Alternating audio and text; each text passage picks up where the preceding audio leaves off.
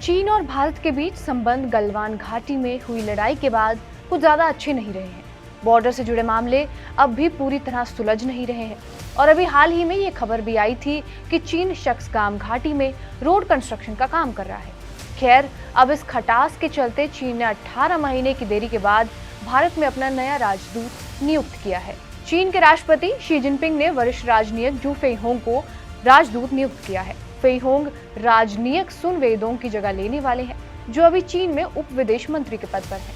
हालांकि चीन की ओर से फेइहोंग को लेकर कोई आधिकारिक घोषणा नहीं की है, लेकिन चीन ने पीटीआई भाषा को ये पुष्टि की है कि अफगानिस्तान और रोमानिया में रहे चीन के राजदूत फेइहोंग अब भारत में चीन के नए राजदूत होंगे।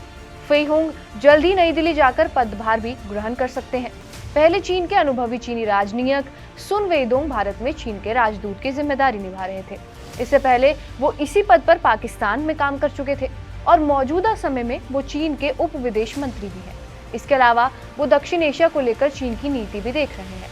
अब फेइहोंग की नियुक्ति भारत में ऐसे समय में हुई है जब आम चुनाव भी चल रहे हैं और सीमा पर चीन से विवाद भी नहीं सुलझा है। पूर्वी लद्दाख के पैंगोंग त्सो झील इलाके में 5 मई 2020 को हिंसक झड़प के बाद दोनों देशों के रिश्तों में व्यापार को छोड़ ठहराव आ गया है। पूर्वी लद्दाख की घटना के बाद दोनों देशों के द्विपक्षीय रिश्ते लगभग ठहर ही गए हैं।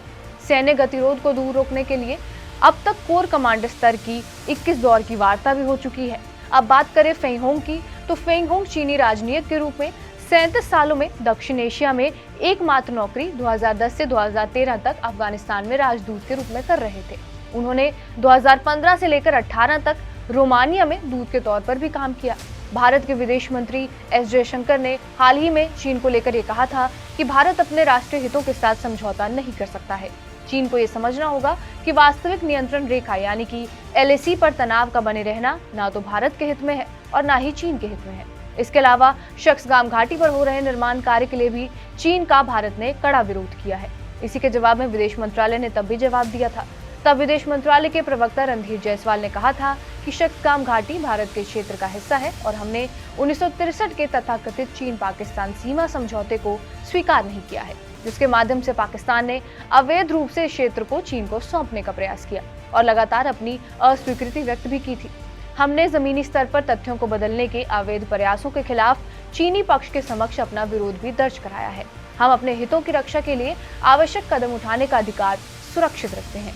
यानी चीन ने पाकिस्तान के साथ मिलकर जिस भारतीय जमीन पर कब्जा किया था, भारत उसका भी कड़ा विरोध कर रहा है और सीमा विवाद तो गरमाया हुआ ही है और चीन की विस्तारवादी नीति बार बार उस विवाद को और हवा दे देती है। अब देखना ये अहम होगा कि भारत में चीन के राजदूत की नियुक्ति से क्या द्विपक्षीय रिश्तों में कोई बदलाव आता है या फिर नहीं। बहरहाल, आपका इस वीडियो पर क्या कुछ कहना है हमें कमेंट बॉक्स में जरूर बताएं। बाकी देश और दुनिया की तमाम बड़ी खबरों के लिए बने रहिए हमारे साथ टीवी नेट डिजिटल पर।